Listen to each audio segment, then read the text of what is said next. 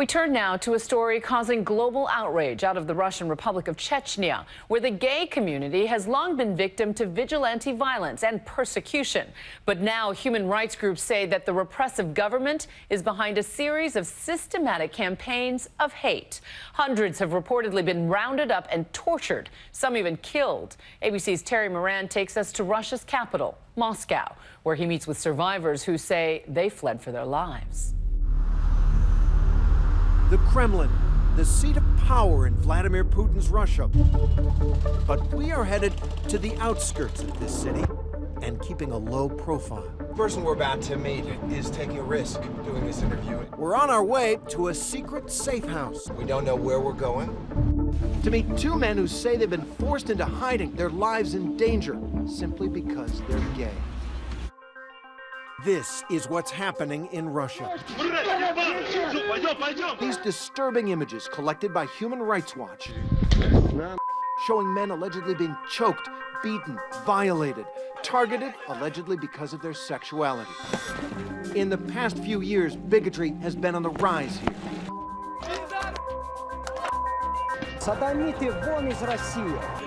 And repressive government policies have fueled the hatred.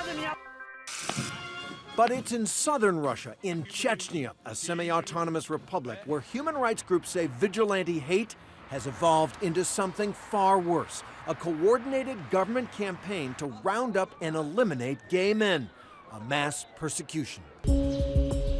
Here in that Moscow safe house, we're about to meet two of the men who say they are survivors. They tell us they're so afraid, even here, that they've asked that we obscure their faces and change their voices. Were you happy in Grozny? Нет. Из-за того, что началась ловля. Because they started rounding up homosexuals, and it was getting to a new level. When you say they were rounding up and arresting gay people, who is they? The authorities, militias. This man, we'll call him Daniil, says he is no stranger to discrimination and violence. He says as a gay man in Chechnya, he could take the risk of dating very rarely. We would meet in public places so that in case of danger, we could run away or ask for help. The threat of being exposed, then blackmailed or beaten, always present. He tells us of one terrifying setup. We met 3 times before. He came out to meet me. I gave him my hand to say hi, and then I saw 3 men. They dragged me into the apartment. Someone was holding me. Someone was punching me. I started to resist, and I ran downstairs. LGBT activists say here in conservative Chechnya, Islam takes the harshest view of homosexuality. Daniil tells us he heard more and more of his acquaintances were disappearing. Stories of abductions like the one allegedly shown here in this cell phone video obtained by CNN. He says it was a disturbing story of one friend's alleged arrest that forced him to make a decision. He was taken out in handcuffs, forced into a car trunk and taken away. The same day, I quit work, packed my stuff, everything I could carry, and left Grozny. There's another man in this safe house, hiding behind this door. He won't even come into the room. We'll call him Dmitry. He says what happened to him was far worse. He says he was detained for more than a week, then starved and brutally tortured. They split my eye, my lip, broke my ribs. They electrocuted me. The shock makes you want to jump to the ceiling. I heard others scream and confess all sorts of things that weren't even true just to make it stop. Accounts like these from gay men in Chechnya have only slowly emerged into public view, thanks in large part to the Russian newspaper Novaya Gazeta, one of the last independent papers left here. Murders of honor. Honor killings. Honor, yes. They broke the story back in April. The first, the men were beaten, they were tortured, they were electrocuted. Irina Gordienko, who covers Chechnya for the paper, believes at least 200 men have been rounded up, held, and tortured, and that some of those men have even perished. So you know of 3 men specifically who have died, who've been killed. But do you think there are many more? Yes. Unfortunately, yes. But an accurate accounting is hard to come by in Chechnya, where there is little government accountability, even less free press, and a long history of extrajudicial killing. So as you say, they operate with impunity. The Chechen authorities can get away literally with murder. Yeah. Chechnya is now under the rule of Ramzan Kadyrov, a one-time separatist militia leader. Kadyrov became a Moscow loyalist during the Second Chechen War. He has ruled the region with an iron fist for more than a decade. The strategy which Kremlin chose is to put a strong man in charge of it. Now that comes at a price, and the price is to overlook virtually anything that he wants to do in that territory. Kadyrov is a leader filled with bravado and bluster. He regularly stars in his own social media videos. They're a glimpse into the personality cult he's built, one based on masculinity, power, and devout Muslim observance. In an interview with HBO Real Sports, his first interview with Western media in years, Kadyrov flat out denied the very existence of gays in his country. У нас таких людей нету. Нету у нас геев. Если есть, заберите в Канаду. Хвала Аллаху, подальше от нас. But